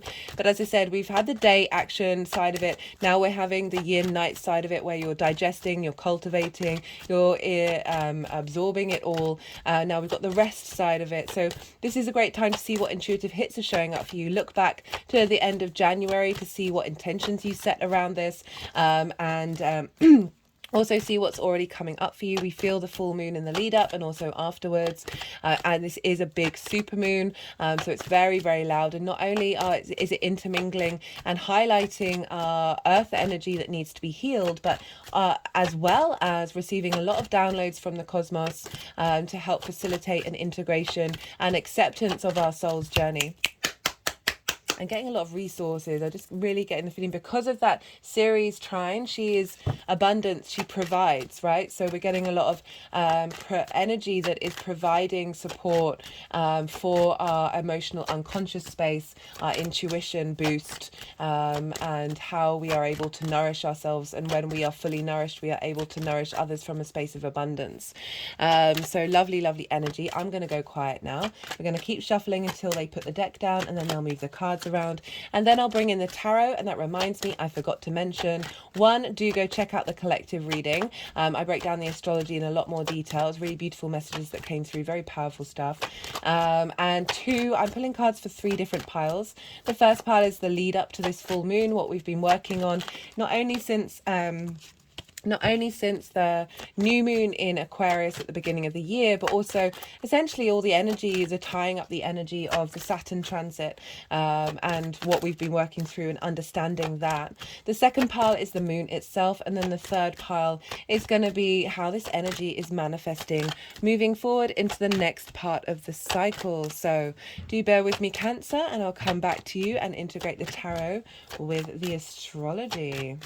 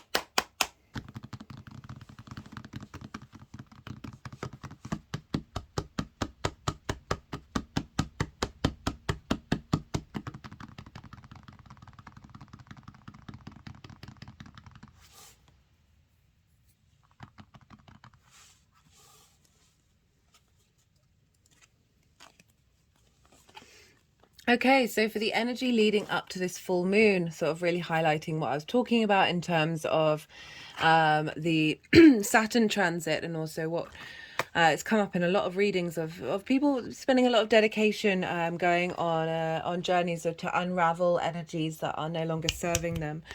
So we've got the Three of Swords and the Five of Wands, and this the Three of Swords is such a easily recognizable tarot card, and it's not just about romance, it's about absolutely anything that has stopped your heart from being able to vibrate at the frequency that it was meant to.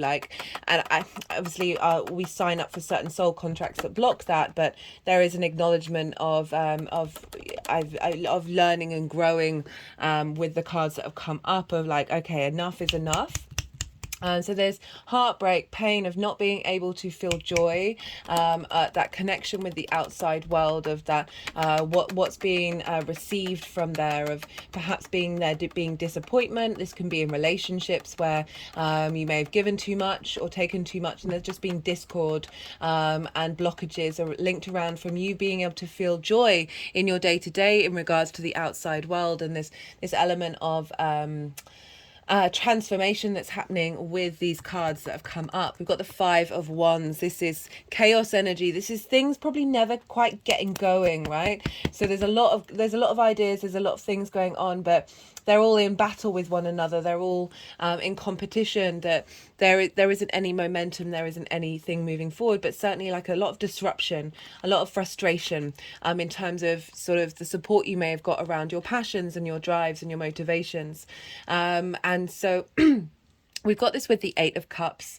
The Eight of Cups represents leaving something that is comfortable and going on a journey, putting on your cloak of bravery and courage, and going up the hill to climb this mountain that's a difficult thing to do, right? This isn't just about leaving. For some of you, it may be leaving. You may have left a comfortable situation that ticked a lot of boxes, but just wasn't working for you. But the main thing that I always, the message that comes through with me with this card, rather than that, is so the things that happen to us from a very early age, and also our birth chart as well, it's like that imprint into our unconscious space, and then we then go and recreate it out in the world. And this can be sort of non-nourishing, slightly destructive habits, limiting beliefs, trauma responses that our body, we feel our emotional body as well, is what's comfortable, right? So love languages that may have been based off of watching difficult relationships with your parental figures or the people that took care of you,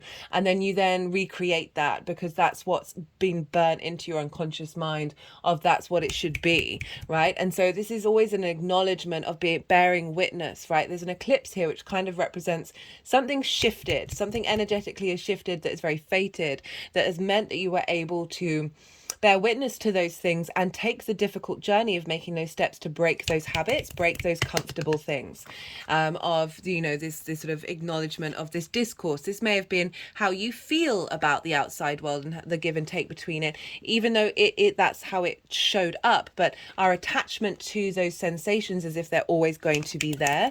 You spent time working on that and figuring it out. You spent a lot of time in dedication, right? The Seven of Pentacles is the dedicated task, right? It's not about necessarily seeing the end results, or it's like a beginning of a journey, a beginning of planting those seeds and being very mindful, right? We need to be mindful of our thoughts, ideas, actions in order to break these habits and create new neural pathways. Not only that, but you were very much nurturing and nourishing this emotional state, this emotional journey that you were going on. We've got the Queen of Cups here.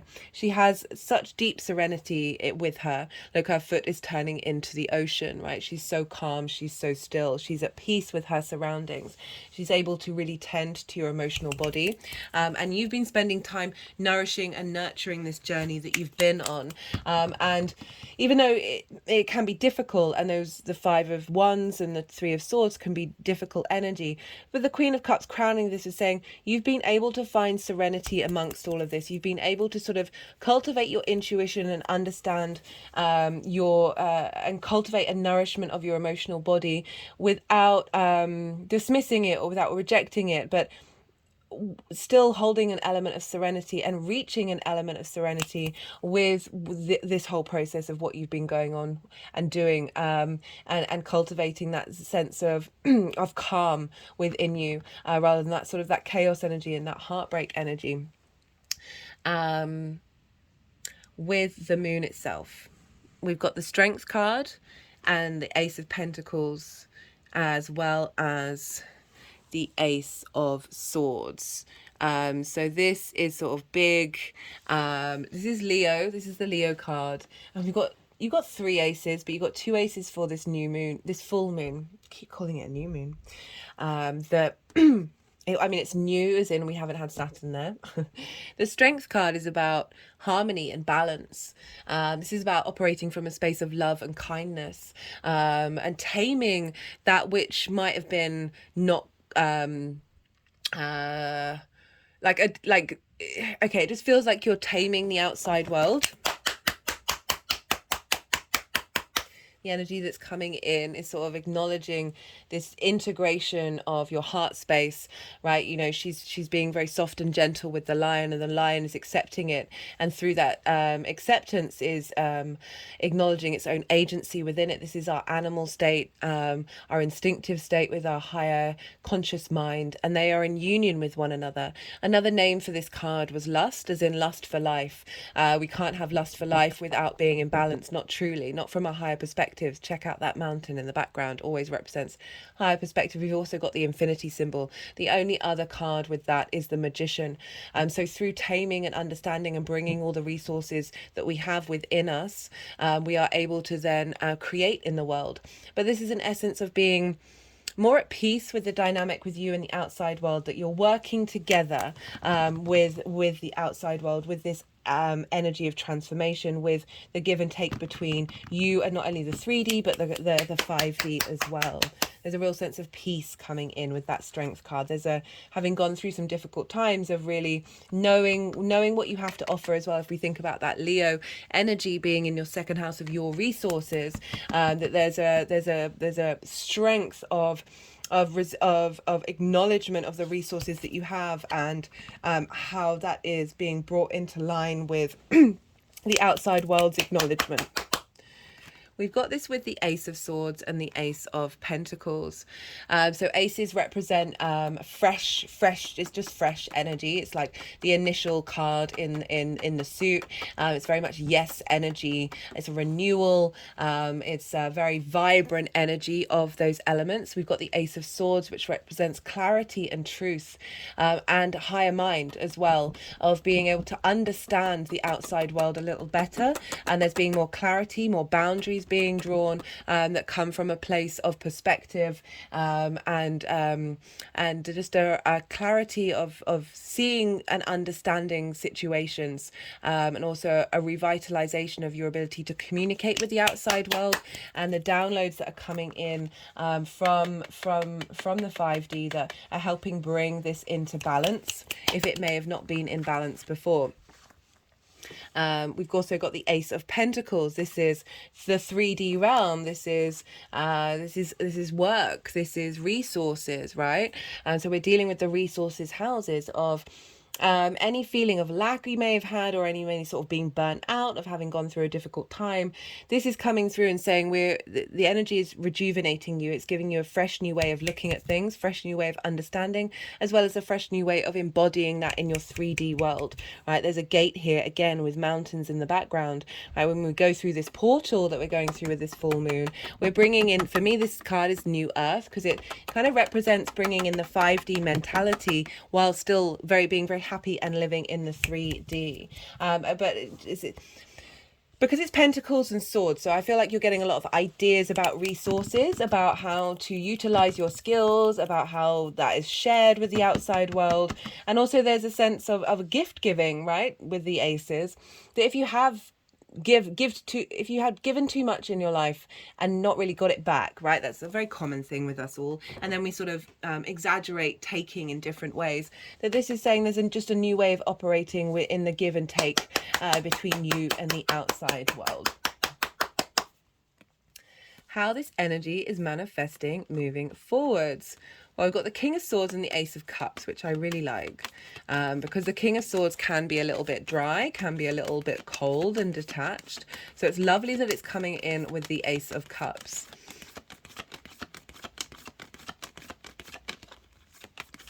Implying, you know, the way they, when they do these cards, it's kind of implying that this energy is completely intermingled with one another, that these two are one and the same for this reading. So the King of Swords right now, having clarity after this full moon of, okay, you're able to communicate your truth, communicate your boundaries, and also provide a lot of support in the thoughts and ideas that you have and the way that you express yourself with the outside world.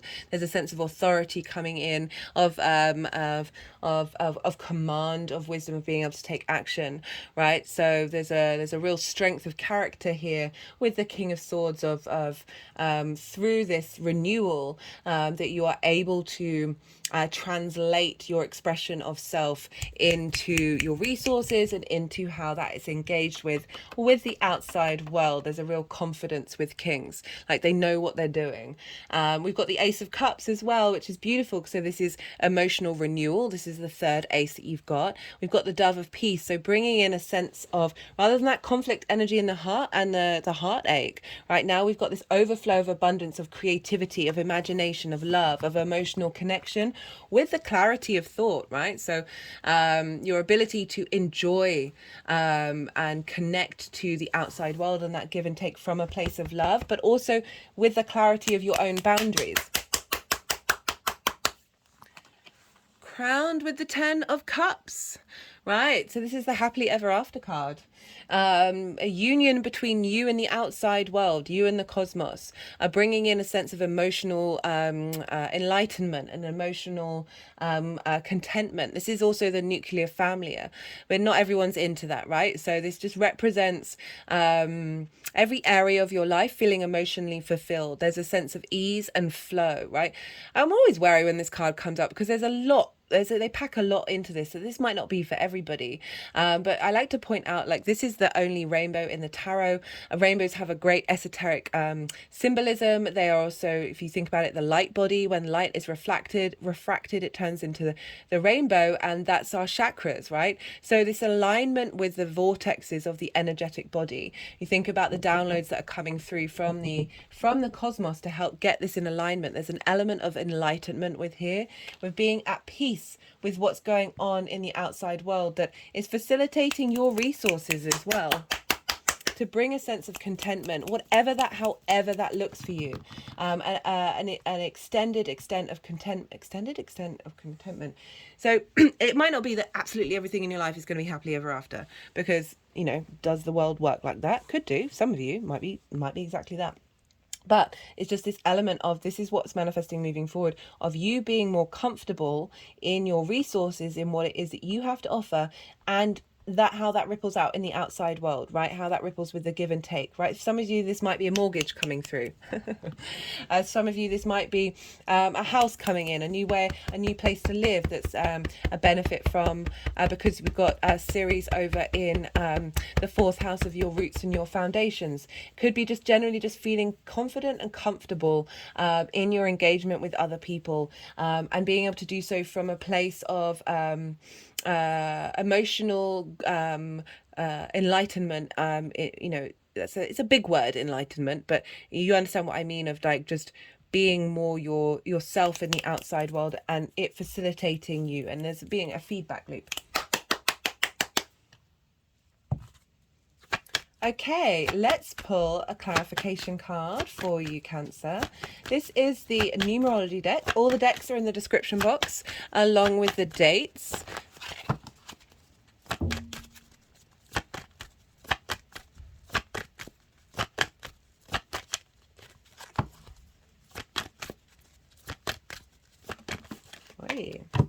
Individuality. Well, I was banging on about you, knowing you and your resources and what you have to offer, and how you're able to express that in the outside world, the give and take. Like, that's what's really shining through, because Venus is retrograding there and really helping you know the skills that you have that you can provide to the outside world, and how they are being in receipt. There's reception for them.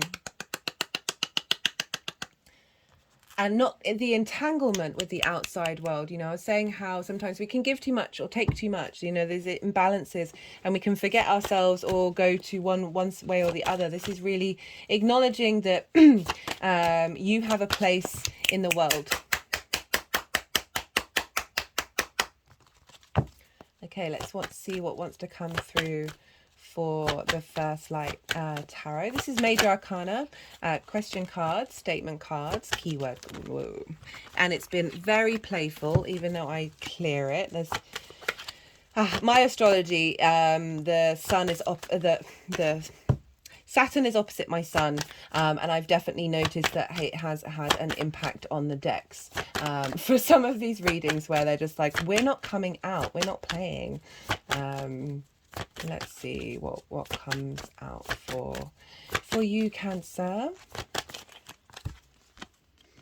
Soul identity, family. So some of you, this is about the give and take between you and your family, because we've got Ceres over in the 4th house of Libra, of your roots and your foundations, making sure that you're in harmony with your family, if those of you who do have it. But I like the soul identity going with the individual, and it's so that we've got this understanding of who you are with those downloads that are coming in from the cosmos, of you knowing on a either unconscious level or a conscious level. It would be different for all of you. Just having more clarity and more confidence in what it is that you have to bring, and who you are, and what resources that you have and what resources are available to you from the cosmos. Okay, I'm going to leave it at that, Cancer. That was a pretty clear, loud message. Right, 3 aces. Come on, this is a big renewal. This is a big shifting gear for you, Cancer, and I love this. If anything resonated, don't forget to hit the like button. Any interaction on the channel really helps. This is a growing channel, so it all helps the algorithm go, hey, we're going to push this out into the world. Leaving a comment, even if it's just an emoji, or let me know what sign you're checking into. Personally, I love to hear about the astro weather and how it's showing up for you. I will get back to you. I love having a chat. Be good to yourself, Cancer. Be good to those around you, and most importantly, be well until we meet again.